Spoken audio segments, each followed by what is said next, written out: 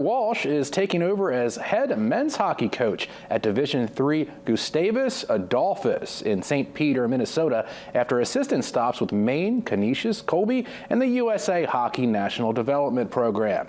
He's now ready to lead a program that is steeped in tradition. Now, Walsh is the 20th head coach in Gusty's history, but just the 4th in the past 60 years.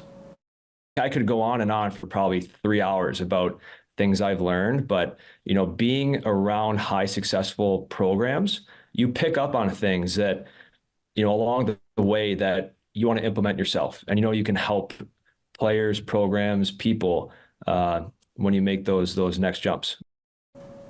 Walsh's late father, Sean, coached Maine to 2 national championships in the 90s, and Tyler's brother, Sean, is an assistant coach at Bowdoin, so maybe we'll see the Gusties face off with the Polar Bears.